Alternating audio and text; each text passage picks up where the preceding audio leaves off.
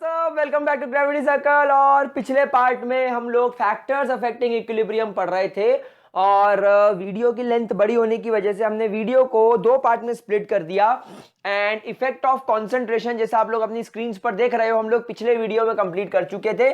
आज हम लोग यहां पर सेकेंड चीज की बात करना स्टार्ट करते, that is effect of pressure. Effect of किसका? Pressure. Effect of pressure on equilibrium. अब गाइज यहां पर कुछ बात समझना, देखो बहुत बेसिक सी बात है। अगर हेटेरोजीनियस इक्विलिब्रिया है, अगर हेटेरोजीनियस इक्विलिब्रिया है, what do you mean by heterogeneous equilibria? या हेटेरोजीनियस इक्विलिब्रियम का मतलब क्या है? मतलब यहां पर अगर आपका ए नाम का रिएक्टेंट गैस है तो हो सकता है बी नाम का रिएक्टेंट सॉलिड हो और इनकी रिएक्शन से सी नाम का प्रोडक्ट बन रहा हो जो कि गैस हो। तो यहां पर आपके रिएक्टेंट और प्रोडक्ट की फिजिकल स्टेट सेम नहीं है, यह हेटेरोजीनियस इक्विलिब्रिया है। तो हमेशा ध्यान रखना, हेटेरोजीनियस इक्विलिब्रिया के अंदर there will be negligible effect of pressure on solid and liquid। समझ में आ रही बात? यानी अगर आपके पास में सॉलिड है या अगर आपके पास में लिक्विड है तो सॉलिड और लिक्विड का असर या सॉलिड और लिक्विड पर प्रेशर का असर ना के बराबर होगा। क्यों? अगर आपसे कोई पूछे क्यों, तो भैया सॉलिड के अंदर हम लोग सब जानते हैं कि पार्टिकल्स बड़े पास पास अटैच्ड होते हैं, they are very closely packed. अब जब ये ऑलरेडी इतने क्लोजली पैक्ड है और अगर मान लो आप एक हैवी पिस्टन लगाकर अगर आप इसको कंप्रेस करने की कोशिश करो भी तो ये पार्टिकल जाएंगे कहाँ? यार आप इस सॉलिड पर अगर आप ऐसे प्रेशर लगाओगे तो प्रेशर का क्या काम, ये तो कंप्रेस हो ही नहीं सकता। तो प्रेशर का असर तो उन चीजों पर होगा ना जो कंप्रेस हो सके, तो ये अनकंप्रेसिबल है। वहीं अगर हम लोग बात करें लिक्विड की, तो मैंने माना लिक्विड के पार्टिकल्स पास पास नहीं होते लेकिन वो दूर दूर भी नहीं होते। लिक्विड भी कोई खास कंप्रेसिबल नहीं है। आप कभी भी कोशिश करना कि एक पिचकारी ले लो, बलम पिचकारी जो तूने मुझे मारी, तो पिचकारी ले लो और पिचकारी के मुंह को पैक कर दो प्लास्टर ऑफ पेरिस से, अंदर उसके पानी डालो और ऊपर से उसको प्रेस करने की कोशिश करो। पिचकारी फूट जाएगी, वो जो आपने उसके माउथ को पैक किया है वो पैकिंग हट जाएगी और पानी प्रेशर के साथ बाहर निकल जाएगा। लेकिन आप ऐसा नहीं कर सकते कि आपने 1 लीटर पानी लिया और आप दबा के उसको 1 लीटर को 500 ml में कंप्रेस कर दो, वो पॉसिबल नहीं है। So water, I mean your solid and your liquid are practically uncompressible, practically they are not compressible. तो इसका मतलब है कि अगर आपके पास में कोई ऐसी केमिकल रिएक्शन हो रही है जिसमें रिएक्टेंट या प्रोडक्ट में से कोई भी अगर सॉलिड या लिक्विड स्टेट में होगा, देन भाई साहब आप उनको कंप्रेस नहीं कर सकते, इसलिए उनके ऊपर प्रेशर का कोई प्रैक्टिकल असर नहीं होता। इसलिए हम लोग यहां पर सिर्फ अगर हेटेरोजीनियस इक्विलिब्रियम की बात कर रहे हैं तो हम लोग सिर्फ उन चीजों पर फोकस करेंगे, हम सिर्फ उन चीजों की बात करेंगे जो गैसियस स्टेट में होगी। सॉलिड और लिक्विड को बिल्कुल इग्नोर करते हुए चलेंगे। समझ में आ रही है बात आपको? तो अगर आपको इस केमिकल रिएक्शन का क्यूसी बनाना है तो आप क्या बनाएंगे? सी, मान लो ये सी की पावर सी, बी की पावर बी और ए की पावर ए अगर आपको रखनी तो ये, और यहां पर आप लगेंगे ए की पावर में ए। बी से करने का आपको कोई मतलब ही नहीं, क्यों? क्योंकि वो तो कंप्रेस होगा ही नहीं, तो कोई असर पड़ेगा ही नहीं। समझ में आ गई बात आप लोगों को प्यारे बच्चों? So we will not include that, ठीक है। सिमिलरली अगर आप यहां पर होमोजीनियस इक्विलिब्रियम की भी बात कर रहे हो तो आपको सिर्फ गैसियस स्टेट की ही केमिकल रिएक्शन लेनी है। अगर आप होमोजीनियस की भी बात कर रहे हो तो आपको क्या करना है? होमोजीनियस के अंदर सिर्फ और सिर्फ गैसियस स्टेट की रिएक्शन लेनी है। अब थोड़ा ध्यान से फोकस करना, मैं एग्जांपल लेकर समझाने की कोशिश करता हूं। मान लीजिए आपके पास में कार्बन मोनोऑक्साइड नाम की गैस है या कार्बन डाइऑक्साइड नाम की गैस है, ये दोनों रिएक्ट करके बना रहे हैं मीथेन प्लस H2O। तो इसको बैलेंस कैसे करेंगे? ये 2 और 2 4 है तो यहां पर 3 कर देते, रिएक्शन बैलेंस हो गई। हो गई क्या बैलेंस? ये कार्बन मोनोऑक्साइड ही रहेगा। तो अब ये रिएक्शन आपकी बैलेंस हो गई। अब यहां पर आप देखो, क्योंकि ये सब गैसियस स्टेट में है, बहुत सारे बच्चे यहां पर कंफ्यूज होते हैं कि सर इसमें law of conservation of mass नहीं लगेगा क्या? कैसे? देखो यहां पर इसके 3 वॉल्यूम है, यानी इसके कितने मोल्स हैं? हाइड्रोजन के यहां पर 3 मोल है, कार्बन मोनोऑक्साइड के यहां पर 1 मोल है, मतलब टोटल आपका 4 मोल रिएक्टेंट कंबाइन होकर 1 मोल मीथेन और 1 मोल वाटर बना रहा है, यानी 2 मोल प्रोडक्ट बना रहा है। यानी 4 मोल रिएक्टेंट लगेंगे मात्र 2 मोल प्रोडक्ट बनाने के लिए। तो बच्चे बोलते सर यहां पर वो law of conservation of mass नहीं लगेगा? नहीं, यहां पर नहीं लगेगा। यहां पर we are talking about moles, यहां पर we are talking about number of particles, उस पर कंजर्वेशन ऑफ मास लगाना उचित नहीं है। हम यहां पर गैसेस के मोल्स की बात कर रहे हैं। अगर आप इनका मास ले लोगे तो मास बराबर आएगा, वो लॉ सिर्फ मास पर लगेगा। आप मोल्स पर लगाने की कोशिश करोगे, नहीं लगेगा। क्यों? क्योंकि यहां पर कुछ पुराने मॉलिक्यूल्स टूट के नए टाइप के मॉलिक्यूल्स बना रहे हैं, और नए टाइप के मॉलिक्यूल्स का अरेंजमेंट अलग होने की वजह से नंबर ऑफ पार्टिकल्स उस मॉलिक्यूल के अंदर अलग हो जाएंगे, इसलिए यह चीज यहां पर पॉसिबल नहीं है। तो गाइस यहां पर आप देखो कि आपके पास में 4 मोल रिएक्टेंट है और 2 मोल प्रोडक्ट है, ठीक है। अब यहां पर एक चीज और आप ध्यान रखो, that what is concentration. Concentration का मतलब क्या होता है? मोल्स पर लीटर, या आप इसको ऐसा लिख सकते हैं, व्हाट इज मोल्स। मोल्स को आप नंबर ऑफ पार्टिकल्स में भी कन्वर्ट कर सकते हो भाई। 1 मोल के अंदर कितने पार्टिकल होते हैं? 6.022 इंटू 10 टू द पावर 23। तो number of particles in a given volume, या मोल्स लिख लो, moles in a given volume. आप चलो मोल्स ही लिख लो, मोल्स पर यूनिट वॉल्यूम। समझ में आ रही बात आप लोगों को? इस बात का थोड़ा सा ध्यान रखना। यह बात मैंने इसलिए बता दी क्योंकि अब मैं प्रेशर लगाने वाला हूं। अब मेरी बात समझना, मान लो यह आपका रिएक्टेंट चेंबर है। अब यह रिएक्टेंट चेंबर मैंने रखा था 1 लीटर का। यह रिएक्टेंट चेंबर कितना रखा था? 1 लीटर का। तो जब यह 1 लीटर था, इक्विलिब्रियम अचीव हो गया। इक्विलिब्रियम जैसे अचीव हुआ तो 1 मोल CO, 3 मोल H2, 1 मोल CH4, 1 मोल H2 बन के इक्विलिब्रियम अचीव हो गया। अब मैंने इस रिएक्शन चेंबर के अंदर क्या करा, एक पिस्टन लगाकर मैंने इस पर प्रेशर इंक्रीज कर दिया। हमने क्या करा, इस पिस्टन की मदद से हमने इस पर क्या कर दिया, प्रेशर जो था उसको इंक्रीज कर दिया। इतना इंक्रीज कर दिया कि अब जो न्यू वॉल्यूम बचा वो 0.5 लीटर बचा, यानी मैंने वॉल्यूम कम कर दिया। वॉल्यूम 1 कम कर दिया, उसकी वजह से क्या हो गया, प्रेशर बढ़ जाएगा। मतलब मैंने क्या करा, जैसे वॉल्यूम 1 लीटर से 0.5 लीटर करा, प्रेशर बढ़ गया, क्योंकि हम लोग जानते हैं pressure is inversely proportional to volume. तो जैसे ही हम लोगों ने प्रेशर बढ़ाया, वॉल्यूम कम हो गया।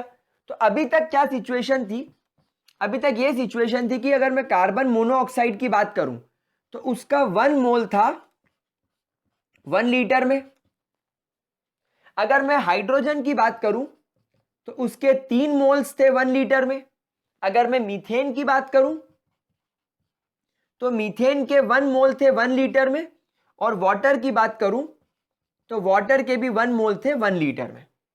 अब जैसे ही मैंने प्रेशर बढ़ाया तो प्रेशर के बढ़ने से एक्चुअली वॉल्यूम कम हो गया। तो अब जो न्यू कॉन्सेंट्रेशन बना वो कैसा बना होगा, मॉलिक्यूल्स पर तो अभी भी कोई असर नहीं पड़ा भाई। प्रेशर बढ़ाने से कोई मॉलिक्यूल टूटता थोड़ी है, मॉलिक्यूल तो अभी भी उठता है। तो कार्बन मोनोऑक्साइड के मोल तो अभी भी 1 है, लेकिन वॉल्यूम 0.5 हो गया। हाइड्रोजन अभी भी 3 है, लेकिन ये 0.5 हो गया। तो ये कितना बचा, ये पॉइंट हो गया, ये 2 मोल्स हो गया। मतलब इसका कॉन्सेंट्रेशन कितना हो गया, 2 मोल्स पर लीटर। अभी कितना था, 1 मोल्स पर लीटर। ये कितना था, 3 मोल्स पर लीटर। लेकिन अब ये जस्ट डबल हो गया, और ये कितना हो गया, ये 6 मोल्स पर लीटर हो गया। तो आपने जैसे ही प्रेशर बढ़ाया वॉल्यूम कम हुआ, तो हमने यहां पर एक बात ऑब्जर्व करी that on increasing pressure volume decreases and concentration increases. यानी अचानक से क्या हो गया, कॉन्सेंट्रेशन बढ़ गया। अचानक से क्या हो गया, कॉन्सेंट्रेशन बढ़ गया। क्या इतना कॉन्सेप्ट दिमाग में गया, समझ में आ रही बात? तो गाइस जैसे ही हमने वॉल्यूम कम करा हमारा प्रेशर बढ़ गया, इनफैक्ट जस्ट डबल हो गया, क्योंकि हम लोग जानते हैं प्रेशर और वॉल्यूम इनवर्सली प्रोपोर्शन होता है। जितना वॉल्यूम कम होगा उतना प्रेशर बढ़ेगा। तो अगर आपने वॉल्यूम हाफ से कम किया है, यानी अगर आपने वॉल्यूम 1/2 किया तो आपका प्रेशर दुगना हो जाएगा, आपका प्रेशर 2 टाइम्स बढ़ जाएगा। तो आपने अगर वॉल्यूम हाफ किया है तो आपका प्रेशर डबल हो जाएगा। ये बात आप लोग इस स्टेट्स ऑफ मैटर में भी सीख चुके हैं। तो अब आपके सामने ये सिचुएशन तैयार है। अब हम लोग एक काम करते हैं, यहां पर सबसे पहले केसी निकाल लेते हैं। यहां पर हम लोग क्या करते हैं, सबसे पहले केसी की वैल्यू निकाल लेते हैं। केसी की वैल्यू कैसे निकलेगी, आप देखो H कितना है, सबसे पहले अपन लिखते हैं कार्बन। कार्बन कितना है 1 moles per litre, carbon monoxide. Hydrogen के मोल्स कितने 3, और इसका स्टोइचियोमेट्रिक कोएफिशिएंट भी है 3 अपॉन प्रोडक्ट कितना है 1 1। ये बिल्कुल सीधे साधे शरीफ है। सो 1 मल्टीप्लाई बाय 1, तो 3 3 9 9 3 27। तो ओवरऑल आपके केसी की वैल्यू कितनी आ गई 27। चलो ये मैंने एक अप्रोक्सीमेट माना। अब आपने क्या करा, प्रेशर में उंगली कर दिया, आपने वॉल्यूम कम कर दिया। वॉल्यूम कम करने से आपने प्रेशर डबल कर दिया, प्रेशर डबल करने की वजह से आपका कॉन्सेंट्रेशन भी डबल हो गया। तो अब आप यहां पर रखो सीओ की वैल्यू, अब यहां पर 2 हो गई। देखो ये आपने इसकी वैल्यू 2 कर दी ना। अच्छा आप यहां पर देखो, क्योंकि यहां पर आप मीथेन की बात करो तो मीथेन भी 1 मोल रहेगा लेकिन वॉल्यूम 0.5 हो गया।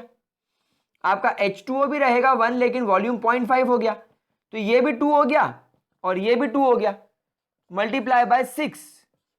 H2 कितना हो गया 6, लेकिन इसकी पावर में 3 चला गया, अपॉन 2 मल्टीप्लाई बाय 2। 2 से 2 ये काट दो, 6 इंटू 6 इंटू 6 अपॉन 2 कर दो, इसको काट दो।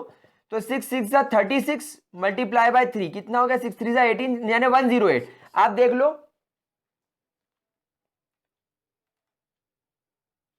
ओहो ओहो ओहो थोड़ी सी मिस्टेक कर दी, sorry sorry sorry sorry sorry. हमने प्रोडक्ट ऊपर लिखना था, रिएक्टेंट नीचे लिखना था, हमने उल्टा कर दिया। जोश और भावना ये दो लोग ऐसे हैं जो इंसान को गलती करने पर मजबूर कर देते हैं। और तुम लोग भी हाँ हाँ कर रहे हो। ऐसा नहीं कि सर आप गलती कर रहे हो तो सर को टोके, नहीं, सर तो क्या है, भगवान है, सर को गलत बोल ही नहीं सकते। तो ये 1/27 हो गया, ये 1/27 हो गया।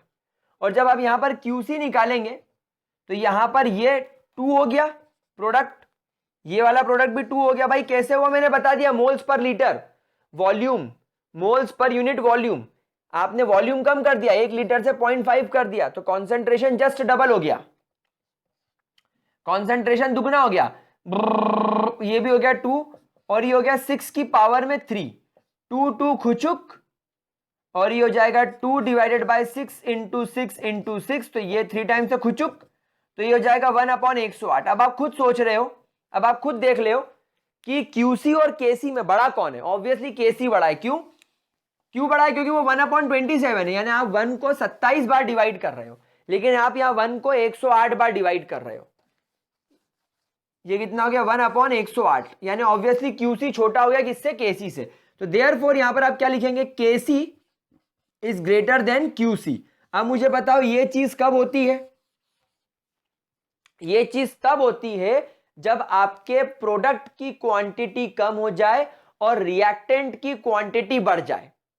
ये चीज कब होती है, जब आपके प्रोडक्ट की क्वांटिटी कम हो जाए और रिएक्टेंट की क्वांटिटी बढ़ जाए। तो अब रिएक्शन को किस डायरेक्शन में जाना चाहिए, अब रिएक्शन को ऐसे डायरेक्शन में जाना चाहिए जिसमें रिएक्टेंट कम हो जाए और प्रोडक्ट बढ़ जाए। तो रिएक्टेंट कम हो जाए प्रोडक्ट बढ़ जाए तो इस डायरेक्शन को तो फॉरवर्ड डायरेक्शन बोलेंगे। सो देयरफॉर रिएक्शन कहां मूव करेगी, reaction will move in forward direction. Reaction हमेशा कहां मूव करेगी, फॉरवर्ड डायरेक्शन। तो हमेशा ध्यान रखना, अगर बढ़ाया तुमने वॉल्यूम कम करा, प्रेशर बढ़ाया, तो कॉन्सेंट्रेशन बढ़ेगा और रिएक्शन फॉरवर्ड डायरेक्शन में जाएगी। इसके अपोजिट अगर तुम वॉल्यूम 1 से 2 कर देते तो प्रेशर हाफ हो जाता, उसकी वजह से तुम्हारा कॉन्सेंट्रेशन भी हाफ हो जाता। अगर कॉन्सेंट्रेशन आधा हो जाता दैट मींस तुम्हारी रिएक्शन फिर बैकवर्ड डायरेक्शन में जाना चालू कर देती। तो प्यारे बच्चों, ये 2 पॉइंट आपके कॉन्सेंट्रेशन के हो गए प्रेशर के कोरिलेशन में। बेटा बहुत ही ज्यादा चोमू कॉन्सेप्ट है, इतना इजीली आपको कहीं पढ़ने को नहीं मिलेगा। हमने मैथमेटिकल वैल्यू रख के इसको सॉल्व किया है। अगर आप एनसीईआरटी उठाकर देखने जाओगे तो आपके साथ में गड़बड़ हो सकती है, ठीक है।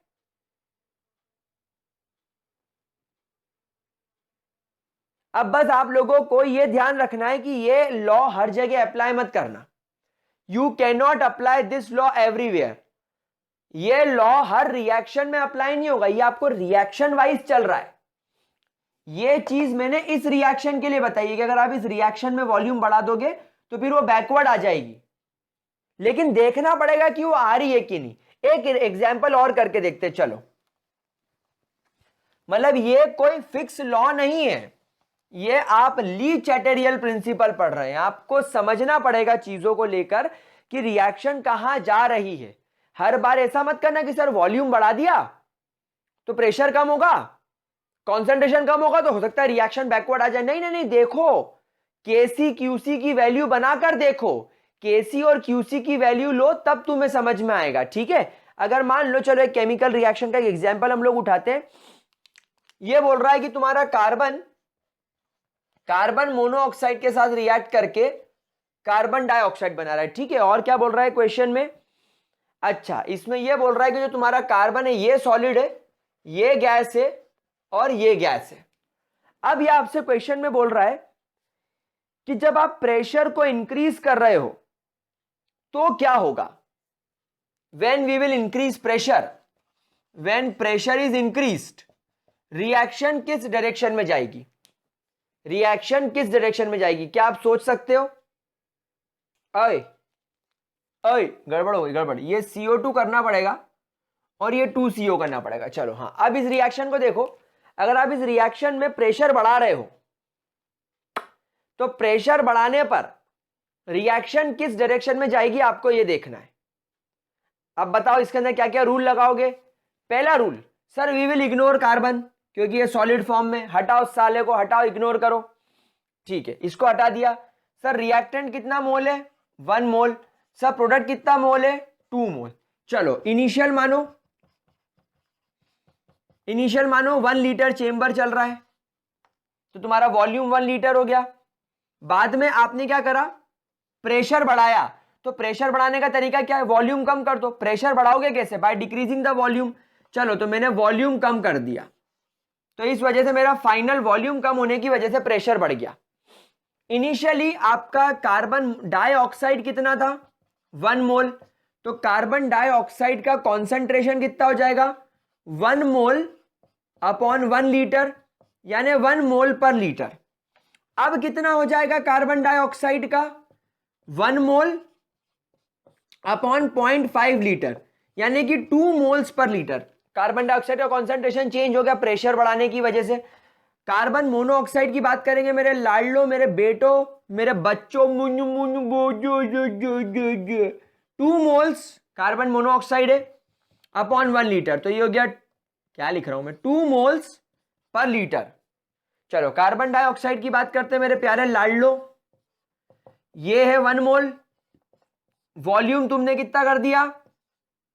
नहीं, कार्बन मोनोऑक्साइड, सॉरी, अभी भी कार्बन मोनोऑक्साइड ही देख रहे हैं। आपने कार्बन मोनोऑक्साइड कितना रखना है? 2 मोल, लेकिन वॉल्यूम घटाकर कितना हो गया? 0.5 लीटर। तो ये हट जाएगा और ये हो जाएगा 4, ये हो जाएगा 4 मोल पर लीटर। तो आप देखो कॉन्सेंट्रेशन डबल हो गया।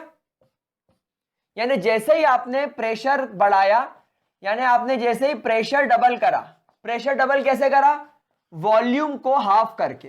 तो जैसे ही वॉल्यूम हाफ हुआ, प्रेशर डबल हुआ, और प्रेशर डबल होते ही आपके कॉन्सेंट्रेशन भी बढ़ के कितने होगा, डबल हो गए, भले ही वो रिएक्टेंट का हो या प्रोडक्ट का हो।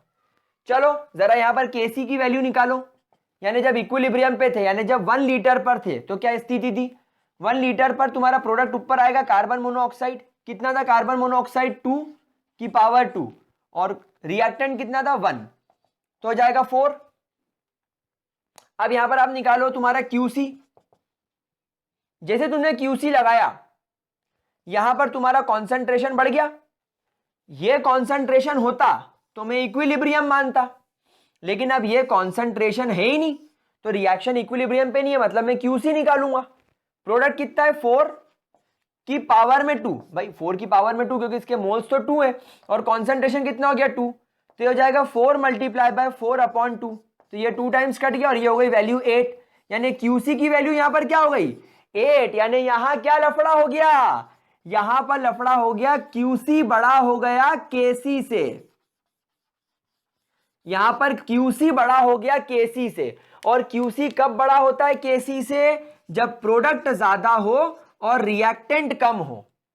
तो अब हमको 8 को कम करके 4 तक लेकर जाना है, यानी अब हमको रिएक्टेंट बढ़ाना होगा और प्रोडक्ट कम करना होगा। तो रिएक्टेंट बढ़ाना है और प्रोडक्ट कम करना, मतलब रिएक्शन कहां जाएगी, therefore reaction will move in backward direction. तो बेटा हर रिएक्शन को ये तरीके से अगर तुमने सॉल्व करा, ये तरीका अगर तुमने हर जगह लगा दिया, तो मेरी बात मानो तुम कभी गलत नहीं हो सकते।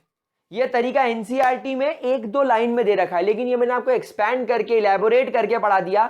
अब तुम दुनिया की कोई भी बैलेंस्ड केमिकल रिएक्शन देखकर वॉल्यूम हाफ करके प्रेशर डबल कर दो, कॉन्सेंट्रेशन डबल कर दो, इक्विलिब्रियम पर रख के, यानी इनिशियल जो तुम 1 लीटर मान रहे हो उसकी वैल्यू इक्विलिब्रियम पे रख दो, और जब तुमने वॉल्यूम हाफ करा कॉन्सेंट्रेशन डबल करा उसकी वैल्यू Qc में रख दो।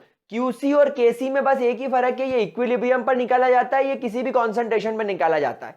जब Qc की वैल्यू Kc से बड़ी हो जाएगी, Qc बड़ा मतलब प्रोडक्ट ज्यादा रिएक्टेंट कम, तो रिएक्शन को कहां ले जाना है कि प्रोडक्ट कम हो जाए और रिएक्टेंट बढ़ जाए, ताकि दोनों बराबर हो जाए। तो प्रोडक्ट कम करना है, रिएक्टेंट बढ़ाना है, तो रिएक्टेंट कैसे बढ़ेगा, बैकवर्ड डायरेक्शन में आके। निकल गया जवाब, ओए ओए ओए ओए ओए ओए ओए, कितना इजी है, नोट करो। तो गाइस हमेशा ध्यान रखना, ऐसा मत कर देना वॉल्यूम हाफ प्रेशर ज्यादा कॉन्सेंट्रेशन ज्यादा तो रिएक्शन फॉरवर्ड डायरेक्शन में जाएगी, नहीं। अगर ऐसा कोई सिखा रहा है तो गलत सिखा रहा है, ये तुम्हारे सामने प्रूफ है। यहां तुमने वॉल्यूम कम करा, प्रेशर बढ़ाया, कॉन्सेंट्रेशन भी बढ़ाया, लेकिन रिएक्शन कहां गया, बैकवर्ड डायरेक्शन में। तो रिएक्शन की डायरेक्शन कभी प्रेडिक्ट नहीं कर सकते इन 3 फैक्टर्स को लेकर, आपको एक्सपेरिमेंटली करके देखना होगा, आपको ये चीज करके देखनी होगी, तब आपको समझ में आएगा। और मैंने आपको 2 एग्जांपल लेकर करके बता दिया, एक में वॉल्यूम हाफ करा, प्रोडक्ट प्रेशर बढ़ाया, कॉन्सेंट्रेशन बढ़ाया, तो हमने देखा रिएक्शन फॉरवर्ड जा रही है, यहां पर बैकवर्ड आ रही है। एक ट्रिक ये देख सकते हो कि अगर रिएक्टेंट के मोल ज्यादा हैं और प्रोडक्ट के कम है तो आगे जाएगी प्रेशर बढ़ाने पर, और अगर प्रोडक्ट के ज्यादा रिएक्टेंट के कम है तो प्रेशर बढ़ाने पर पीछे आएगी। ये आप एक ट्रिक लगा सकते हो, ये एक ट्रिक हो सकती है, लेकिन एक बार करके देख लीजिएगा। चलो नोट करो इसको बच्चों। ऑलराइट मेरे प्यारे बच्चों, ठीक है, कोई दिक्कत इसके अंदर किसी तरीके की परेशानी, आई थिंक इसको इतने बढ़िया तरीके से हम लोगों ने समझा है, इतने बढ़िया तरीके से प्योर एनसीईआरटी को बेस बनाकर मैंने आपको टॉपिक समझाया है। और अब अगर आपके समझ में आ गया तो अब आपके सामने दुनिया का कोई क्वेश्चन आ जाए आप कर सकते हो। चलिए नेक्स्ट हम लोग बात करेंगे effect of inert gases, effect of inert gases, ठीक है। अब गाइस आप इमेजिन करो कि आपके पास में केमिकल रिएक्शन है जिसमें 2 गैसेस आपस में रिएक्ट कर रही है। मान लो एक ए नाम की गैस रिएक्ट करके एक बी नाम की गैस बना रही है। अब आपने क्या करा, इस केमिकल रिएक्शन के अंदर लेट से आपने एक गैस ऐड कर दी जिसका नाम है आर्गन। अब ये आर्गन गैस एक तरीके से इनर्ट गैस है। अभी आर्गन गैस एक तरीके से कैसी गैस है, इनर्ट गैस है। What do mean by inert gas, inert gas का मतलब होगा कि ये ए के साथ किसी भी तरीके की कोई रिएक्शन नहीं करेगी और इनफैक्ट आपने जब इसको रिएक्शन मीडियम में डाला तो ये बी के साथ भी किसी तरीके की कोई रिएक्शन नहीं करेगी। सो आप इनर्ट गैस के अंदर यहां पर लिखेंगे that it will neither react with A nor it will react with B. ना तो ये ए के साथ रिएक्ट करेगी ना तो ये बी के साथ रिएक्ट करेगी। क्या ये बात समझ में आ रही है? ठीक है। अब यहां पर गाइस आपने ध्यान रखना है कि आप जैसे आर्गन नाम की कोई भी इनर्ट गैस को अगर आप ऐड कर रहे हो तो यहां पर आपको कुछ पॉइंट्स ध्यान रखना पड़ेगा। You have to keep the volume constant. मतलब अगर मान लो आप इस रिएक्शन चेंबर को इमेजिन करो, ये 1 लीटर का है और इस 1 लीटर चेंबर के अंदर इस ए और बी की रिएक्शन हो रही है। ठीक है, कुछ इस तरीके से ए और बी की रिएक्शन हो रही है। अब आपने इसी में और आर्गन मिक्स कर दिया तो ये आर्गन इसमें ऐड करोगे तो there is no change in volume. अगर वॉल्यूम कांस्टेंट रहेगा तो आप लोग सब जानते हो क्या क्या चीजें कांस्टेंट रहने वाली है। एक तो आपका प्रेशर कांस्टेंट रहने वाला है, क्योंकि वॉल्यूम और प्रेशर अभी थोड़ी देर पहले देखा इनवर्स प्रोपोर्शन होते हैं। तो वॉल्यूम कांस्टेंट तो प्रेशर कांस्टेंट, और प्रेशर कांस्टेंट तो तुम्हारा कॉन्संट्रेशन भी कांस्टेंट। मतलब आर्गन का इस रिएक्शन चेंबर में ऐड होना ना तो वॉल्यूम पर कोई असर डाल रहा है, ना तो प्रेशर पर कोई असर डाल रहा है, ना concentration of reactant and product पे कोई असर डाल रहा है, ना तो वो ए से रिएक्ट कर रहा है ना तो वो बी से रिएक्ट कर रहा है। तो कर क्या रहा है? कुछ नहीं कर रहा, कुछ नहीं कर रहा। तो यहां पर ध्यान रखना, स्टार बना के लिख लेना that there is no effect, there is no effect of any inert gas at equilibrium. Equilibrium पर या ऑन इक्विलिब्रियम, इक्विलिब्रियम के ऊपर किसी भी प्रकार की इनर्ट गैस का कोई असर नहीं होता। There is no effect because अगर आप एक कांस्टेंट वॉल्यूम पर इनर्ट गैस को ऐड कर रहे हो तो वॉल्यूम कांस्टेंट, उसकी वजह से प्रेशर कांस्टेंट। थोड़ी देर पहले सिखाया, वॉल्यूम हाफ करोगे तो प्रेशर डबल हो जाएगा, प्रेशर डबल हो जाएगा तो कॉन्सेंट्रेशन डबल हो जाएगा। तो फिर चेंज आना है। लेकिन अगर आपने वॉल्यूम कांस्टेंट रखा तो प्रेशर और कॉन्सेंट्रेशन सब कांस्टेंट हो जाएगा। अब ऐसे में तुमने आर्गन ऐड कर दी। अब आर्गन नाम की नोबल गैस ना तो ए से रिएक्ट कर पा रही है ना बी से रिएक्ट कर पा रही है, तो इसका कोई काम ही नहीं है, इसका कोई काम ही नहीं है। इसका मतलब इसका कोई इफेक्ट भी नहीं है। छाप लो यार, क्या करोगे इसमें, क्या है, क्या रखा है दुनियादारी में इसकी, ऐसी की तैसी। चलो लाड़ लो। ठीक है, चलिए अगला बहुत ही इंपॉर्टेंट टॉपिक, टेम्परेचर। अब यहां पर टेम्परेचर के बारे में मैं आपको कुछ डायरेक्ट बातें बताऊंगा जो आपको बस याद रखनी है। बहुत इंपॉर्टेंट तो है लेकिन बहुत इजी भी है। That is effect of temperature. Now we are going to study the effect of temperature. सबसे पहली बात, अभी तक जो आपको मैंने पढ़ाया, जैसे मैंने आपको अभी तक पढ़ाया प्रेशर, अभी तक मैंने आपको पढ़ाया concentration of reactant at equilibrium, फिर मैंने आपको पढ़ाया कॉन्सेंट्रेशन ऑफ रिएक्टेंट के अलावा concentration of product at equilibrium. अगर आप इन चीजों के साथ किसी भी तरीके का अगर आप चेंजेस करोगे तो ये किसको अफेक्ट करता था? It basically affects QC value. ये सब किसको अफेक्ट करते थे? क्यूसी को अफेक्ट करते थे। कैसे? अगर आपने प्रोडक्ट की वैल्यू बढ़ा दी तो क्यूसी की वैल्यू बढ़ जाएगी, मतलब ये क्यूसी केसी से बड़ा हो जाएगा। अगर आपने रिएक्टेंट की वैल्यू बढ़ा दी तो क्यूसी और रिएक्टेंट इनवर्सली प्रोपोर्शन होने की वजह से क्यूसी की वैल्यू घट जाएगी, तो क्यूसी केसी से छोटा हो जाएगा। आप अगर प्रेशर बदलते हो, अगर आप प्रेशर बढ़ाते हो तो वॉल्यूम कम करना पड़ता है, उस वजह से तुम्हारा कॉन्सेंट्रेशन भी बढ़ जाता है, और कॉन्सेंट्रेशन के बदलने की वजह से फिर वापस से क्यूसी की वैल्यू पर चेंज आने लगता है। मतलब अभी तक आपने जितने भी फैक्टर्स पढ़े ये सब आपके क्यूसी को, यानी आपके रिएक्शन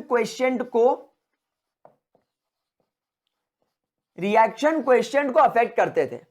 मतलब आपकी केमिकल रिएक्शन के इक्विलिब्रियम को डिस्टर्ब करते थे, और उसके बाद आपको जो भी वैल्यू मिलती थी वो क्यूसी की वैल्यू मिलती थी। अब आपके ऊपर है कि आप कितना प्रोडक्ट बदल रहे हो, कितना रिएक्टेंट बदल रहे हो। लेकिन ये जो टेम्परेचर है, अब हम लोग यहां पर एक स्टार बना के पॉइंट लिखेंगे that temperature change affects KC only, यानी इसका क्यूसी के ऊपर कोई असर नहीं पड़ता। ये सीधा सीधा किस पर असर डालता है? ये सीधा सीधा आपके इक्विलिब्रियम कांस्टेंट पर असर डालता है। मतलब जो आपकी केमिकल रिएक्शन इक्विलिब्रियम पर पहुंचने के बाद केसी की वैल्यू देती थी, ये उसी को बदल देगा। अभी तक क्या हो रहा था? प्रेशर बदला, रिएक्टेंट का कॉन्सेंट्रेशन बदला, प्रोडक्ट का कॉन्सेंट्रेशन बदला, तो केसी वही रहता था, आपका क्यूसी बदल जाता था। और फिर आप कोशिश करते थे कि क्यूसी की वैल्यू बड़ी हो गई तो वापस से उसको केसी के बराबर ले आए, ताकि आप वापस से क्या अचीव कर सके? इक्विलिब्रियम। यानी केसी जो पहले था अभी भी वही है, आपके क्यूसी की वैल्यू गड़बड़ा गई, तो अब आप क्यूसी और केसी को बराबर करना चाहते हो। लेकिन यहां पर तो ये केसी की वैल्यू को ही बदल देगा, यानी it will change the equilibrium constant value. समझ में आ रही है बात? तो सबसे पहला तो इंपॉर्टेंट फैक्टर ये ध्यान रखना, अभी तक आप कॉन्सेंट्रेशन में बदलाव करते थे तो आप क्यूसी की वैल्यू का इस्तेमाल करते थे, आप क्यूसी का फॉर्मूला लगाते थे। भाई उसके पीछे रीजन भी है कि क्यूसी की वैल्यू किस पर डिपेंड करती है?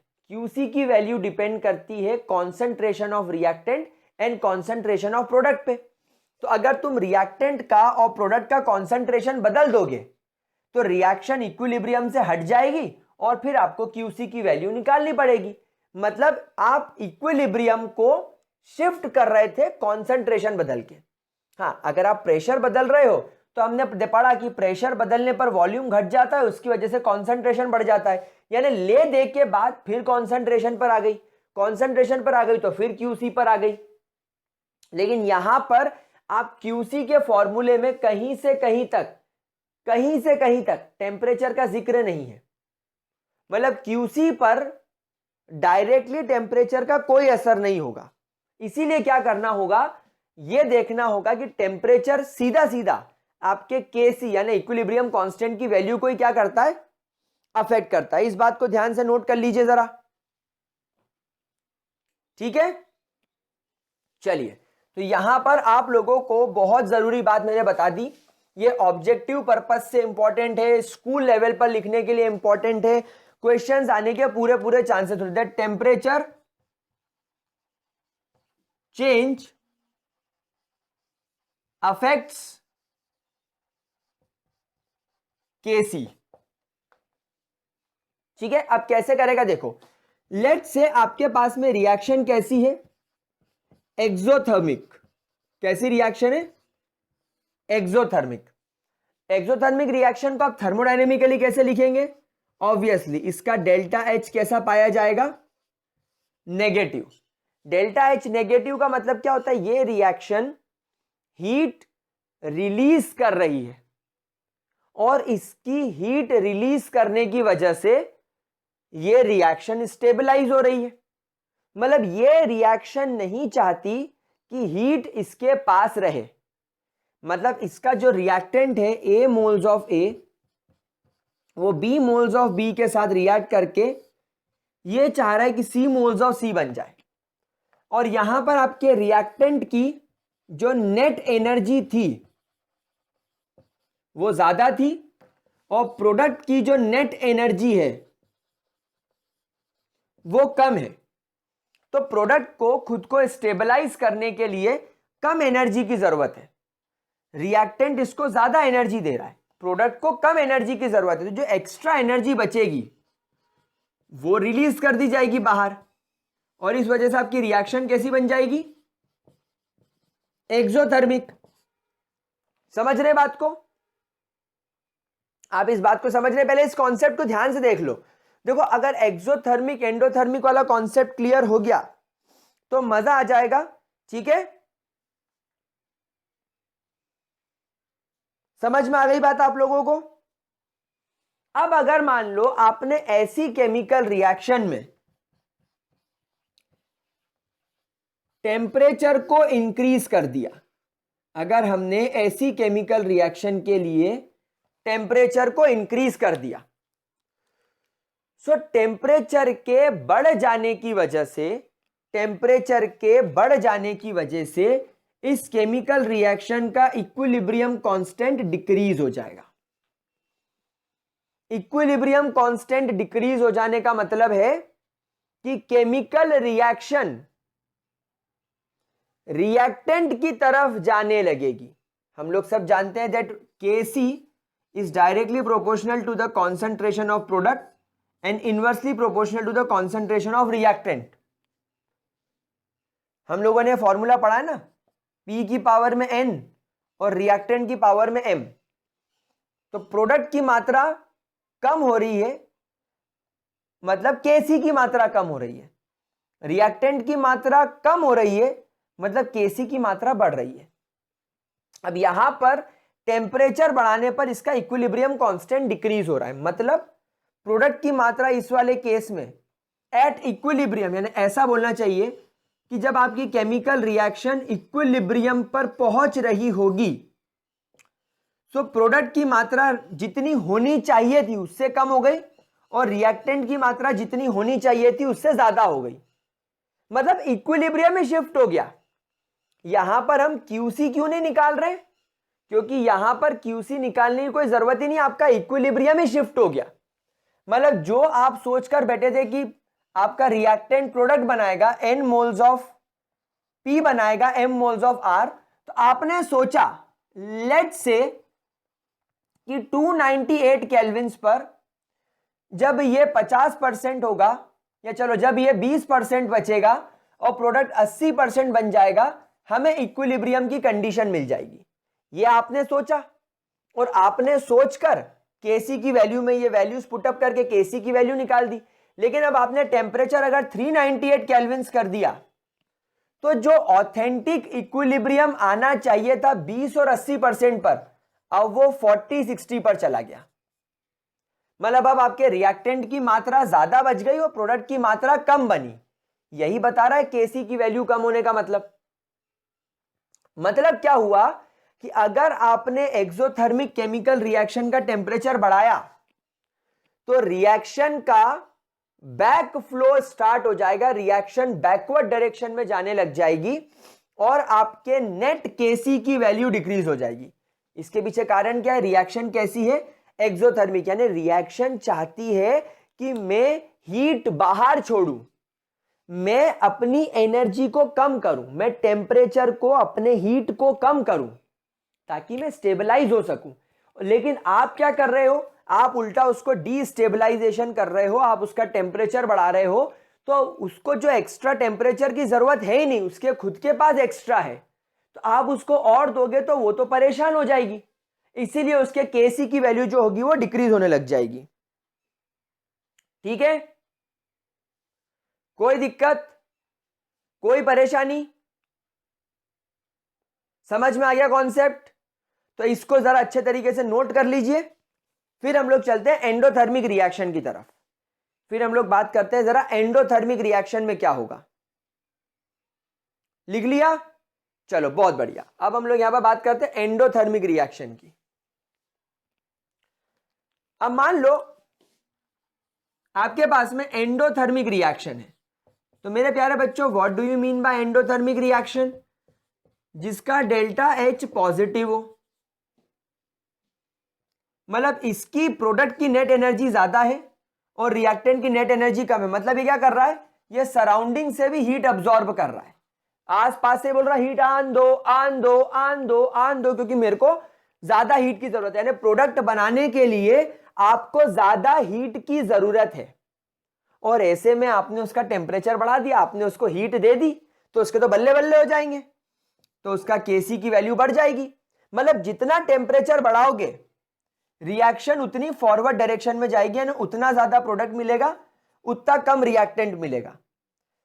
मतलब अगर आप सोच रहे थे कि 298 केल्विन्स पर ये 50-50% पर रिएक्शन रुक जाएगी, लेकिन तुमने 100 डिग्री कर दिया, तो अब रिएक्शन कैसी बच रही है, रिएक्टेंट 20 बचा और प्रोडक्ट 80 बचा, यानी Kc की वैल्यू बढ़ गई।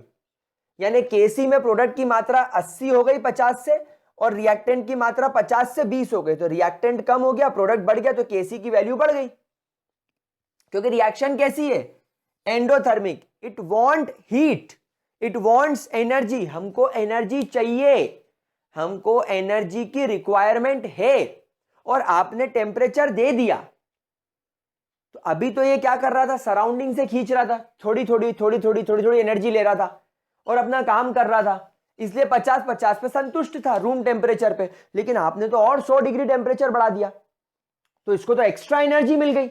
अब ज्यादा एनर्जी मिलेगी तो ज्यादा प्रोडक्ट बन सकेगा, इसलिए ज्यादा प्रोडक्ट बना तो Kc की वैल्यू भी बढ़ गई। तो गाइस ये था इफेक्ट ऑफ टेम्परेचर, जरा इसको नोट कर लो एक एग्जाम्पल के साथ, एनसीईआरटी में दिए हुए बहुत प्यारे एग्जाम्पल के साथ इसको हम प्रैक्टिकली करके देख लेते हैं। जल्दी से इसका स्क्रीनशॉट ले लो। ऑलराइट गाइस, चलो अब एक बहुत बढ़िया एग्जाम्पल लेकर, जो कि एक्सपेरिमेंटली किया जाता है लेबोरेटरीज में, जो इस बात पे मुहर लगा देगा कि हाँ यार ये चीज आप जो बता रहे हो सही है, और ये सब पर अप्लाई होगी, ऐसा नहीं कि किसी एक पर, ये सब पर अप्लाई होगी। तो मान लो आप लोगों ने लेबोरेटरी में एक NO2 नाम की गैस बनाई। ये कैसी कलर की गैस है, एक ब्राउन कलर की गैस है। ये क्या कर जाती है, डायमेराइज। डायमेराइज का मतलब होता है दो मॉलिक्यूल जुड़कर एक मॉलिक्यूल बना रहे हैं, यानी क्या बना रहे हैं, N2O4 बना रहे हैं। यानी उधर से दो NO2 मतलब कैसा, ये N डबल बॉन्ड O और ये O, ये दो हो गए, तो एक और नाइट्रोजन आया, डबल बॉन्ड O और ये आपस में जुड़ गए, तो ये क्या बन गया, NO2। समझ में आ रही बात आपको, इस तरीके से ये क्या बन गया, N2O4। तो ये दो मॉलिक्यूल आपस में आकर जुड़ गए, ठीक है। तो ये जैसे जुड़ के N2O4 बनाएगा, ये बेसिकली कैसी गैस हो जाएगी, कलरलेस गैस। और बेटा इस केमिकल रिएक्शन का जब डेल्टा H कैलकुलेट किया गया तो कितना आया, -57 किलो जूल पर मोल। मतलब रिएक्शन कैसी है, इट इज हाईली एक्सोथर्मिक, यानी इससे हीट क्या होनी चाहिए, बाहर जानी चाहिए। अब हमने क्या करा, एक टेस्ट ट्यूब में NO2 रख दी, एक टेस्ट ट्यूब ली, और इस टेस्ट ट्यूब के अंदर हमने ऊपर से इसको सील पैक कर दिया, और इसको एक बीकर के अंदर उतार दिया। फिर हमने एक बीकर और लिया बड़ा सा, और इस बीकर के अंदर भी हम लोगों ने क्या करा, टेस्ट ट्यूब रख दी, सील पैक कर दी, और दोनों के अंदर हम लोगों ने क्या करा, NO2 गैस रख दी। इसके अंदर भी कौन सी गैस रख दी, NO2, और इसके अंदर भी हमने कौन सी गैस रख दी, NO2। इसका हमने टेम्परेचर रखा 277 केल्विन्स, यानी आप समझ रहे हो रूम टेम्परेचर से थोड़ा कम, मतलब हार्डली 4 डिग्री सेल्सियस। और हमने इसका टेम्परेचर रखा 383 केल्विन्स, यानी 100 डिग्री के आसपास। तो क्योंकि इस बीकर का टेम्परेचर हाई था, इस बीकर का टेम्परेचर हाई था, NO2 का डायमराइज होकर N2O4 बनाना हमें कैसे दिखेगा। अभी ये पूरा बीकर, ये पूरा जो आपका टेस्ट ट्यूब है, ये कौन से कलर का दिख रहा होगा, ब्राउन कलर का। कौन से कलर का दिख रहा होगा, ब्राउन कलर का। और N2O4 गैस कैसी है, कलरलेस। क्योंकि ज्यादा टेम्परेचर था, हमें इस टेस्ट ट्यूब का जो ब्राउन कलर दिख रहा था, जो हमें ब्राउन कलर दिख रहा था, it becomes more intensified, it becomes more intensified, यानी हायर टेम्परेचर पर हमें ब्राउन कलर ज्यादा दिखने लगा। मतलब क्या हुआ, बहुत सारी N2O4 टूटकर बैकवर्ड डायरेक्शन में जाने लगी और NO2 बनाने लगी, यानी कि क्या करने लगी, रिएक्टेंट की मात्रा बढ़ाने लगी और प्रोडक्ट की मात्रा कम करने लगी। मतलब क्या होने लगा, Kc डिक्रीज होने लगा, यानी जो इक्विलिब्रियम होना चाहिए था, इक्विलिब्रियम उसके पहले ही आ गया। मतलब रिएक्टेंट की मात्रा ज्यादा रह गई, प्रोडक्ट की मात्रा कम हो गई, क्योंकि टेम्परेचर यहां पर क्या था, ज्यादा था। मतलब आपने जो टेस्ट ट्यूब इसके अंदर रखी थी, उस समय जो ब्राउन कलर था, इस गर्म बीकर के अंदर रखने की वजह से उसका ब्राउन कलर और ज्यादा बढ़ने लगा, और ज्यादा इंटेंस ब्राउन कलर दिखने लगा। इस बात का तो एक ही मतलब है कि जो थोड़ी बहुत N2O4 नाम का मिक्सचर इसके अंदर था वो भी टूट के NO2 में जाने लगा, यानी रिएक्शन बैकवर्ड जाने लगी, यानी आपके Kc की वैल्यू डिक्रीज हो गई। समझ गए? कोई दिक्कत? अब ये ठंडा था, मतलब यहां पर हमने इस बीकर का टेम्परेचर क्या रखा हुआ था, डिक्रीज्ड। तो आपका अभी जो यहां पर ब्राउन कलर थोड़ा बहुत दिख रहा था इसका, वो और ज्यादा कम होने लगा। तो इस टेस्ट ट्यूब का जो ब्राउन कलर था, brown colour becomes dull and more dull, यानी डल होने लगा और धीरे धीरे और डल होने लगा। मतलब थोड़ा बहुत जो N2O4 था और जो NO2 था ये इक्विलिब्रियम में थे इस टेस्ट ट्यूब के अंदर। जैसे ही आपने कम टेम्परेचर में रखा, रिएक्शन और ज्यादा फॉरवर्ड डायरेक्शन में जाने लगी। टेम्परेचर कम हुआ, ब्राउन कलर कम हुआ, मतलब रिएक्टेंट की मात्रा कम हुई। कलरलेस ज्यादा होने लगा, मतलब प्रोडक्ट की मात्रा बढ़ गई, मतलब आपके ओवरऑल Kc की वैल्यू बढ़ गई। तो ये इस बात का प्रूफ है कि अगर आपने एक एक्सोथर्मिक केमिकल रिएक्शन का टेम्परेचर बढ़ाया तो उसके Kc का वैल्यू घट जाएगा, और अगर आपने किसी एक एक्सोथर्मिक रिएक्शन का टेम्परेचर कम करा तो उसके Kc का वैल्यू बढ़ जाएगा। ये रिएक्शन इस बात का प्रूफ है। क्या ये बात समझ में आ गई मेरे प्यारे बच्चों? किसी भी तरीके की कोई दिक्कत इसके अंदर, कोई परेशानी? हाँ, एक बात ध्यान रखना, एक बात ध्यान रखना कि माना अगर रिएक्शन एक्सोथर्मिक है तो टेम्परेचर कम रखने पर वो फॉरवर्ड डायरेक्शन में जाएगी। मतलब आपको जितना इक्विलिब्रियम पर प्रोडक्ट मिल रहा था, टेम्परेचर कम करने पर इक्विलिब्रियम पर ही आपको उससे ज्यादा प्रोडक्ट मिलेगा। मेरे वर्ड्स पर ध्यान देना, मैंने क्या बोला? इक्विलिब्रियम पर आपको जो प्रोडक्ट मिलना चाहिए था वो तो यहां पर मिल ही रहा था, लेकिन टेम्परेचर कम करने पर रिएक्शन और फॉरवर्ड जाने लगी। जो थोड़ा बहुत जो ब्राउन कलर बचा था वो और ज्यादा डल होने लगा, मतलब NO2 टूट टूट के प्रोडक्ट बनाने लगा। यानी रिएक्शन इक्विलिब्रियम पर तो थी, लेकिन अब पूरा का पूरा इक्विलिब्रियम शिफ्ट हो गया और आगे की तरफ शिफ्ट हो गया। मतलब प्रोडक्ट और ज्यादा मिला, रिएक्टेंट और ज्यादा कम हो गया, और उसके बाद आपको फिर एक इक्विलिब्रियम मिला कुछ देर बाद। मतलब आप प्रोडक्ट की मात्रा बढ़ गई, रिएक्टेंट की मात्रा कम हो गई, और ये कहां पर मिल रही वैल्यू? सब इक्विलिब्रियम पर। इसलिए हम लोग Kc डिस्कस कर रहे हैं, Qc का कोई रोल नहीं। लेकिन प्यारे बच्चों, अगर आप इसका टेम्परेचर हद से ज्यादा कम कर दोगे तब नो डाउट आपको प्रोडक्ट और ज्यादा मिलेगा, प्रोडक्ट की यील्ड ज्यादा होगी, लेकिन केमिकल रिएक्शन का रेट स्लो हो जाएगा, क्योंकि आप यहां पर गैसेस की रिएक्शन कर रहे हैं। टेम्परेचर कम करेंगे तो गैसेस की काइनेटिक एनर्जी कम हो जाएगी, तो वो जो रिएक्ट कर रहे हैं आपस में उनकी रिएक्शन का रेट स्लो हो जाएगा। तो मैंने माना कि एक्सोथर्मिक रिएक्शन में टेम्परेचर कम रखना हमारे लिए फेवरेबल है, हमें ज्यादा प्रोडक्ट देता है। इक्विलिब्रियम पर बिना परेशानी के हमको ज्यादा प्रोडक्ट देगा, लेकिन वो उसके रेट को स्लो कर देगा, उसके रेट को स्लो कर देगा। और इसीलिए हम लोगों को किसकी जरूरत लगेगी? कैटलिस्ट की। जरा आप लोगों ने इसको नोट कर लिया क्या? भाई एंडोथर्मिक में तो कोई सवाल ही नहीं, एंडोथर्मिक में तो आपको टेम्परेचर बढ़ाना है। एंडोथर्मिक रिएक्शन एक्सो का उल्टा होती है, वहां टेम्परेचर बढ़ाओगे तो Kc की वैल्यू बढ़ेगी। तो एंडोथर्मिक में तो खूब टेम्परेचर बढ़ाओ, खूब प्रोडक्ट पाओ। लेकिन एक्सोथर्मिक में थोड़ा सा लफड़ा हो जाता है कि जो रिएक्शन एक्सोथर्मिक होती है उसका टेम्परेचर कम रखने पर आपको बहुत अच्छा प्रोडक्ट मिलता है, लेकिन ज्यादा टेम्परेचर अगर आपने डिक्रीज कर दिया तो भी प्रॉब्लम है। तो यहां पर सब लोग स्टार बना के लिखेंगे that in exothermic reactions, in exothermic reactions, if temperature is decreased at a larger extent,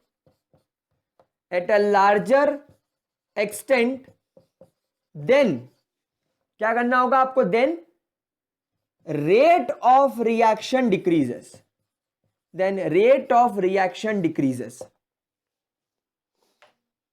इसीलिए आपको क्या करना होगा? hence now we have to add catalyst, hence catalysts are used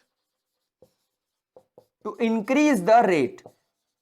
तो आप ऐसी एक्सोथर्मिक रिएक्शन में जिसमें आपकी मजबूरी है टेम्परेचर कम रखना, फिर उसमें आप लोग कैटलिस्ट का इस्तेमाल कर लो। जैसे आपकी हाबर प्रोसेस, N2 + 3H2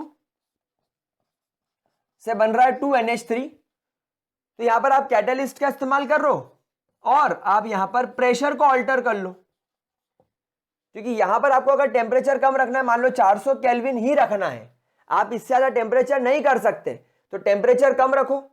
इससे इसका रेट स्लो हो रहा है, कोई बात नहीं, इसमें आयरन कैटलिस्ट डाल लो और इसकी मदद करने के लिए मॉलिब्डेनम को ऐड कर लो और प्रेशर 200 एटीएम कर लो।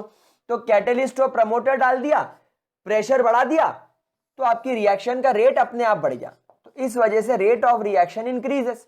मतलब आपको टेम्परेचर के साथ अगर खिलवाड़ नहीं करना है तो मत करो, क्योंकि अगर आपने टेम्परेचर बढ़ा दिया केमिकल रिएक्शन के रेट के लिए तो क्या होगा, अमोनिया टूट के वापस हाइड्रोजन बनाने लगेगा, प्रोडक्ट की मात्रा और कम हो जाएगी इक्विलिब्रियम पर। इसलिए टेम्परेचर के साथ खिलवाड़ मत करो। कब?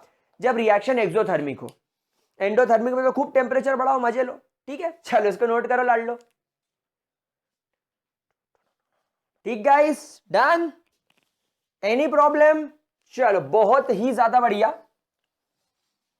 तो गाइस अब टेम्परेचर और ये सारे इफेक्ट्स पढ़ने के बाद एक लास्ट इफेक्ट आपके पास में आता है कि क्या कैटलिस्ट का कोई असर होता है? इफेक्ट ऑफ कैटलिस्ट, तो चलो इसको भी जरा फटाफट से देख लेते हैं। तो गाइस यहां पर आप एक बात समझिएगा कि कैटलिस्ट का मेजर रोल क्या होता है। देखो एक अभी क्लास 12 की एक छोटी सी झलक दिखा देता हूं कि आप क्लास 12 में क्या पढ़ने वाले हो। समझना बात को कि तुम्हारे पास में दो रिएक्टेंट है H2 और I2, दोनों मॉलिक्यूल के फॉर्म में है, ये भी मॉलिक्यूल है, ये भी मॉलिक्यूल है। तो ये दोनों मॉलिक्यूल्स ऑलरेडी स्टेबल है, तो ये दोनों अपने आप को तोड़कर एक नया मॉलिक्यूल क्यों बनाएंगे? आप खुद सोचो, कोई पॉसिबिलिटीज ही नहीं है भाई। अच्छा खासा ये भरा पूरा परिवार है, इसका भरा पूरा परिवार है, ये अपने अपने परिवारों को तोड़ के नया परिवार क्यों बनाएगा? अच्छी खासी नौकरी कर रहा है, दोनों अपनी नौकरियां छोड़ के कोई नया बिजनेस थोड़ी चालू करेंगे। समझ रहे हो बात को? कोई ठेला थोड़ी लगा लेंगे, क्यों करेगा भाई ये? तो यहां पर ये ऑलरेडी स्टेबल है, तो नया मॉलिक्यूल क्यों बनेगा? तो अगर आपकी इच्छा है नया मॉलिक्यूल बनाने की, तो आप लोगों को इन दोनों को कुछ एनर्जी प्रोवाइड करनी पड़ेगी। आप इन्हें एनर्जी देंगे, आप इन्हें लालच देंगे। अबे जॉब छोड़ दे, अरे बहुत पैसा है, अपने बिजनेस में माल ही माल है, नौकरी छोड़ दे। तब इनको आप क्या दे रहे हो? लालच दे रहे हो, एनर्जी दे रहे हो। शुरू में मना करेंगे, अबे पागल है क्या, मेरी 1 लाख की नौकरी छोड़ूंगा, नहीं करना। यानी शुरू में आपके लालच को भी इग्नोर करेंगे, लेकिन आप लालच दोगे और एक ऐसा पॉइंट आएगा जिसे बोला जाएगा THRES, इसको लगेगा थ्रेशोल्ड एनर्जी पॉइंट। क्या बोलेंगे? एक ऐसी एनर्जी आ जाएगी, थ्रेशोल्ड एनर्जी, जिसको सोच के आप जवाब मना कर ही नहीं सकते। ये बोलेगा तेरी 1 लाख की नौकरी है, बिजनेस तेरे को 2 लाख रुपए देगा। आप बोलोगे नहीं 1 लाख की नौकरी अभी ठीक है, प्रमोशन वगैरह हो जाएगा। अबे कभी कभी तो तू 5 लाख कमा लेगा 1 महीने के। ये बोलेगा नहीं मेरे को कंपनी से बोनस भी मिलता है, मैं तो खुश हूं। अबे कभी कभी तो तू 1 करोड़ रुपए कमा लेगा महीने के। 1 करोड़ महीने का? छोड़ देते जॉब। ये 1 करोड़ रुपए महीना क्या है? Threshold energy point. तो जब आप H2 को और I2 को एनर्जी दोगे तो इनकी एनर्जी बढ़ती जाएगी, इनका लालच बढ़ता जाएगा और जैसे ही आप थ्रेशोल्ड पॉइंट पर पहुंचोगे, H और H जिनके बीच में बॉन्ड है वो टूट जाएगा। I और I यानी I2 के बीच का जो बॉन्ड है वो टूट जाएगा और फिर HI जुड़कर ये बनना स्टार्ट हो जाएंगे। सो इसको बोला जाता है मॉलिक्यूल्स की नॉर्मल एनर्जी से उनको थ्रेशोल्ड एनर्जी तक ले जाना। इस इंक्रीज इन एनर्जी को बोला जाता है एक्टिवेशन एनर्जी। यानी मॉलिक्यूल्स के पास अभी अपनी खुद की कुछ एनर्जी है, इनकी अपनी खुद की कुछ नौकरी है, पैसा मिल रहा है, आपने लालच दिया, इतना लालच दिया कि ये अपनी एनर्जी से बढ़ के कहां पहुंच गए? एक्टिवेशन एनर्जी पर, थ्रेशोल्ड एनर्जी पर, जहां पर इन्होंने अपना बॉन्ड तोड़ दिया। तो इनको इनकी नॉर्मल एनर्जी से थ्रेशोल्ड एनर्जी तक ले जाने के लिए आप जो एनर्जी लगातार दे रहे हो, that is called as activation energy. अब किसी केमिकल रिएक्शन की एक्टिवेशन एनर्जी बहुत ज्यादा हाई है मतलब आप उसको बहुत सारी एनर्जी दोगे, मतलब अगर कोई उसूलों का पक्का है कि नहीं मैं रिश्वत नहीं लूंगा, मैं रिश्वत नहीं लूंगा, तो आपको उसको बार बार लालच देना पड़ेगा, ले ले, इतने ले ले, अच्छा ये कर ले, अच्छा वो कर ले ना, ज्यादा पापड़ बेलोगे तब कहीं जाकर शायद वो रिश्वत ले।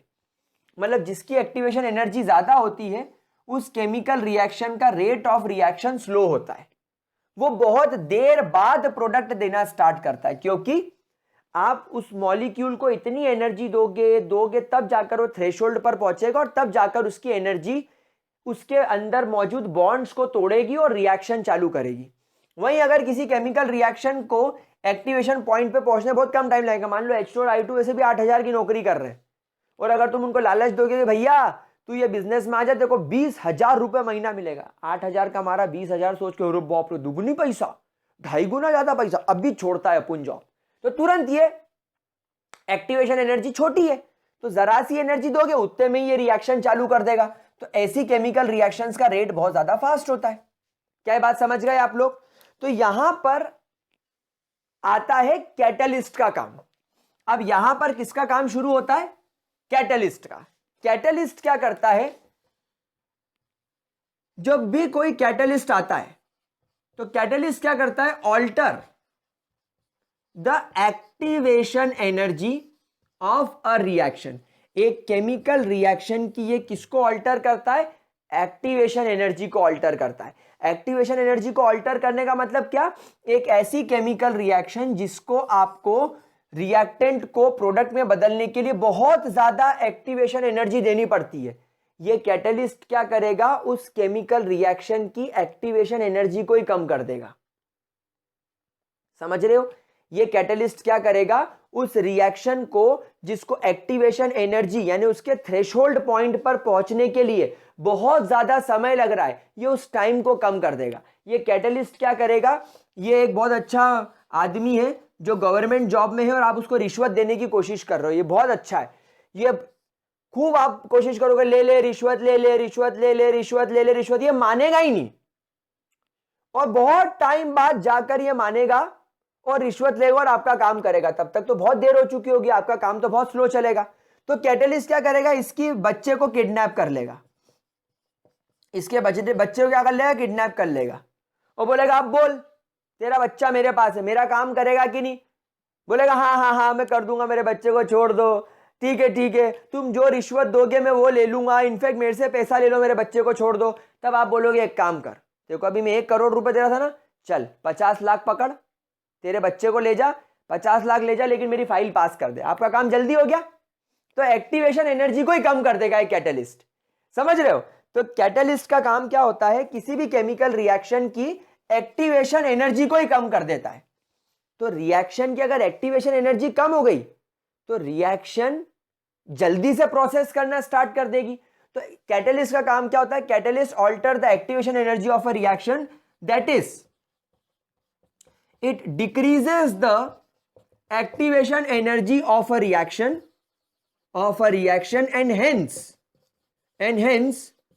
its rate increases, it rate increases।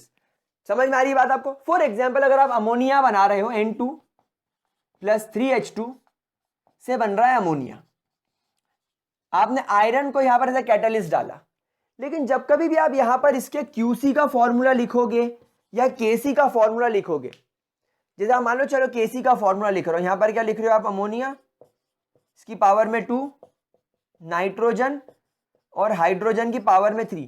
क्या यहां पर कहीं पर आपने आयरन लिखा? QC का भी सेम फॉर्मूला होगा, अमोनिया की पावर 2, नाइट्रोजन, हाइड्रोजन की पावर 3। क्या यहां पर कहीं पर आयरन दिख रहा है? नहीं।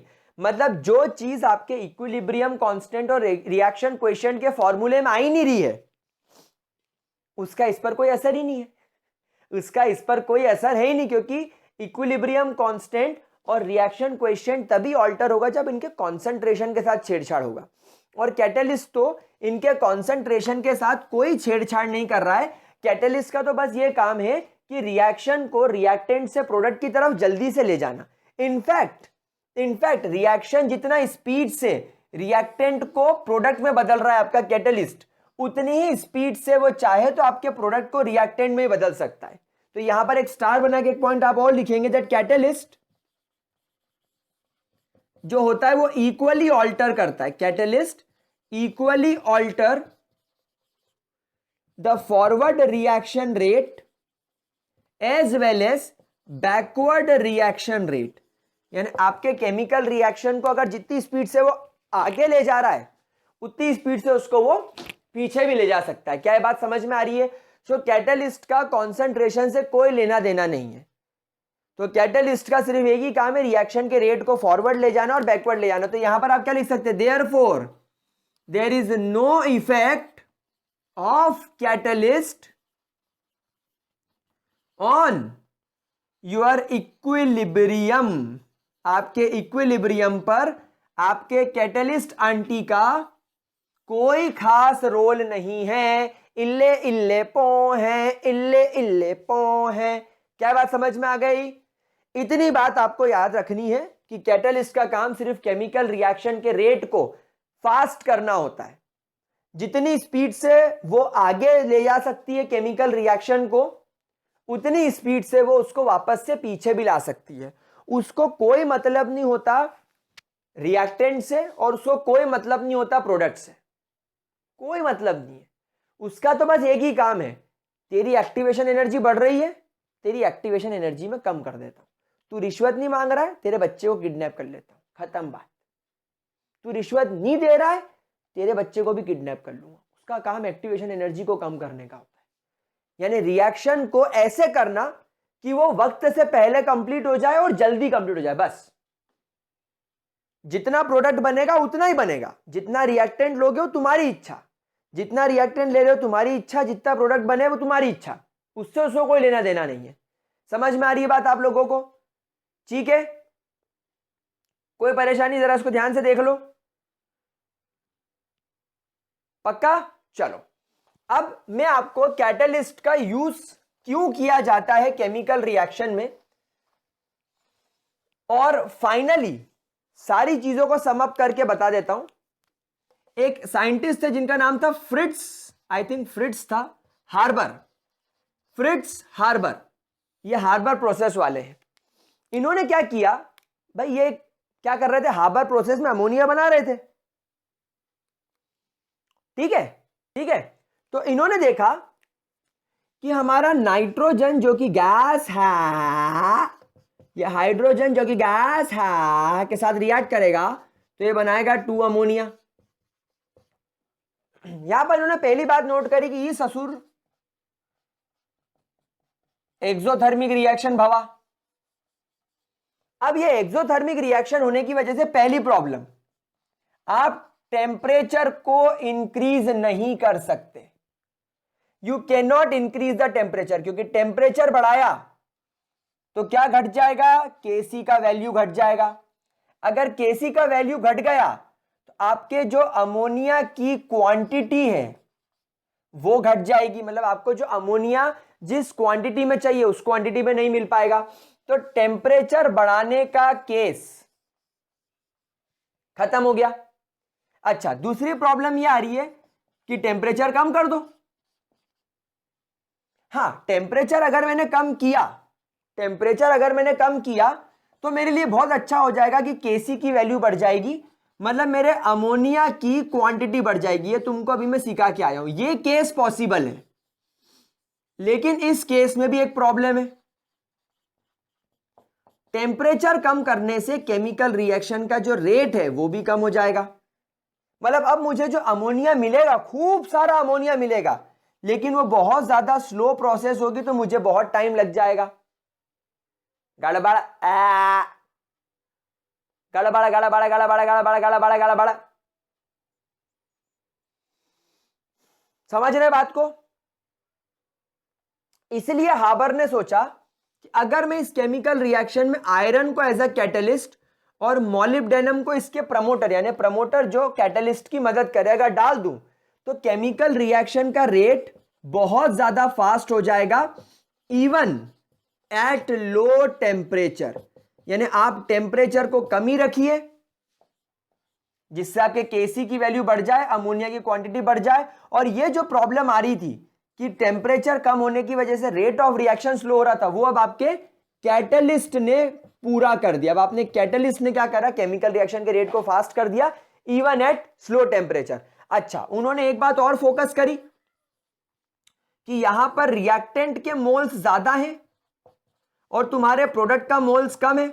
याद करो, मैंने आपको इफेक्ट ऑफ प्रेशर में अभी सिखाया था, इसी लेक्चर में क्या सिखाया था कि अगर आपके रिएक्टेंट के मोल्स ज्यादा हैं और प्रोडक्ट के मोल्स कम हैं, तो अगर आपने प्रेशर को बढ़ा दिया, मतलब आपने वॉल्यूम को घटा दिया, कितना घटा दिया, हाफ। तो आपने वॉल्यूम हाफ किया तो प्रेशर डबल हो गया, वॉल्यूम हाफ किया तो प्रेशर डबल हो गया। जैसे ही प्रेशर डबल हुआ, कॉन्सेंट्रेशन भी इंक्रीज हो गया, डबल हो गया। अब क्योंकि यहां पर प्रोडक्ट के मोल्स कम है और रिएक्टेंट के मोल्स ज्यादा हैं, रिएक्शन हमेशा मोर क्राउडी की तरफ से लेस क्राउडीनेस की तरफ जाएगी। मतलब रिएक्शन ऑटोमेटिकली कहां जाने लगेगी, फॉरवर्ड रिएक्शन में। सो देयरफॉर जो रिएक्शन है वो शिफ्ट कर जाएगी टुवर्ड्स फॉरवर्ड रिएक्शन। तो यहां पर फ्रिट्ज हार्बर ने एक बहुत अच्छा है, एक बहुत ही ज्यादा अच्छा, जिसको बोलना चाहिए, एक तरीका निकाला। वो क्या निकाला कि एक तो आप टेम्परेचर नहीं बढ़ा सकते, कोई समस्या नहीं, मत बढ़ाओ, टेम्परेचर कम रखो। टेम्परेचर कम होने की वजह से अमोनिया की क्वांटिटी अच्छी मिल रही है लेकिन रेट स्लो हो गया, तो आप उसमें कैटलिस्ट डाल दो। कैटलिस्ट डालोगे तो केमिकल रिएक्शन का रेट फास्ट हो जाएगा। और आप क्या करो, प्रेशर बढ़ा दो वॉल्यूम कम करके, तो कॉन्सेंट्रेशन डबल हो जाएगा। इसकी वजह से भी आपकी केमिकल रिएक्शन फॉरवर्ड डायरेक्शन में जाएगी, तो आपको अमोनिया की यील्ड ज्यादा मिल जाएगी। तो आपको ये जो मैंने फाइनली ये जो आपके सामने बोर्ड पर लिखा है, ये इस पूरे 2 लेक्चर का एक समरी है कि इन्वायरमेंट में जो नाइट्रोजन और हाइड्रोजन गैस है, अगर आप उसको हाई प्रेशर में मिनिमम टेम्परेचर यानी नॉमिनल 400-500 केल्विन पर अगर एक अच्छे कैटलिस्ट की प्रेजेंस में अगर आप हीट करोगे, अगर आप उसको ट्रीट करोगे, तो आपको बहुत ज्यादा अच्छी क्वांटिटी में अमोनिया मिल सकता है। और ये फ्रिट्ज हार्बर ने ये रिएक्शन की यानी अमोनिया की क्वांटिटी या अमोनिया की यील्ड बढ़ाने के लिए उन्होंने अपनी रिएक्शन को ऐसे मॉडिफाई किया। तो अब आपको समझ में आया होगा कि एक केमिकल रिएक्शन जो इक्विलिब्रियम अचीव कर लेती है और आपको कमर्शियल लेवल पर प्रोडक्ट की क्वांटिटी कम मिलती है, उसको आप कैसे बेवकूफ बना सकते हो, आप इक्विलिब्रियम को कैसे बेवकूफ बना सकते हो। हमने कैसे बेवकूफ बनाया, पहले हम लोगों ने टेम्परेचर कम कर दिया, टेम्परेचर कम करने की वजह से केसी बढ़ गया, यानी इक्विलिब्रियम पर जो तुम्हें प्रोडक्ट मिलना था अब उससे ज्यादा प्रोडक्ट मिलेगा। सोचो इक्विलिब्रियम पर, मतलब जो इक्विलिब्रियम जो इस नेचर ने जो डिसाइड किया है कि इतना इक्विलिब्रियम जब प्रोडक्ट बनेगा तो केमिकल रिएक्शन इक्विलिब्रियम पे आ जाएगी, वो तुमने टेम्परेचर कम करके उस क्वांटिटी को बढ़ा दिया, तो तुम्हारा ये फायदा हो गया। लेकिन एक नुकसान ही हो गया कि रिएक्शन का रेट स्लो हो गया, तो तुमने उसके लिए कैटलिस्ट डाल दिया। और कैटलिस्ट का तो केमिकल रिएक्शन के रेट पर असर होता है, इक्विलिब्रियम पे कोई असर नहीं होता, तो हमारे लिए कोई नुकसान की बात है ही नहीं। तो हमने क्या करा, कैटलिस्ट बढ़ा दिया। और क्या करा, उस केमिकल रिएक्शन पे प्रेशर वॉल्यूम कम कर दिया, वॉल्यूम कम कर दिया तो उसका प्रेशर बढ़ गया। जैसे प्रेशर बढ़ा तो अब भी थोड़ी देर पहले सीखा कि कॉन्सेंट्रेशन कैसे बढ़ता है, कॉन्सेंट्रेशन डबल हो गया, कॉन्सेंट्रेशन डबल हो गया तो रिएक्शन कहां शिफ्ट हो गई, फॉरवर्ड डायरेक्शन में। लेकिन यहां पर आपको क्या ध्यान रखना है, यह ध्यान रखना है कि कहीं प्रोडक्ट साइड मोल्स ज्यादा तो नहीं है। अगर प्रोडक्ट साइड मोल्स ज्यादा है और रिएक्टेंट साइड मोल कम है, तो तुमने अगर प्रेशर बढ़ाया तो रिएक्शन बैकवर्ड आ जाएगी। ध्यान रखना, ये प्रेशर वाला लॉजिक तभी काम करेगा जब प्रोडक्ट साइड मोल्स कम हो। ये सुबह में आपको, सुबह क्या बोल रहा हूं, इस लेक्चर में थोड़ी देर पहले मैं आपको समझा चुका हूं। आपको यहां पर वो कॉन्सेंट्रेशन केसी क्यूसी वाली वैल्यू से रख के देखना है। मैंने ट्रिक बता दी, प्रोडक्ट साइड मोल्स कम, रिएक्टेंट साइड मोल्स ज्यादा, तो रिएक्शन फॉरवर्ड प्रेशर बढ़ाने पर। प्रोडक्ट साइड मोल ज्यादा, रिएक्टेंट साइड मोल्स कम, तो प्रेशर कम करने पर रिएक्शन बैकवर्ड आ जाएगी। क्या बात समझ में आ रही है? तो आपको अपने हिसाब से कंडीशंस को एडजस्ट करना पड़ सकता है। तो गाइज यहां पर आपका केमिकल इक्विलिब्रियम खत्म। अगले वीडियो से नया topic that is called as ionic equilibrium start करेंगे। इसको नोट कर लीजिए, कोई डाउट हो तो कमेंट सेक्शन में लिखिएगा। मिलते हैं अगले वीडियो में। सो तब तक के लिए bye bye, have a great day. Don't forget to like, share and subscribe our 3 channels, gravity circle biology and Mrityunjay Pandya. Bye bye.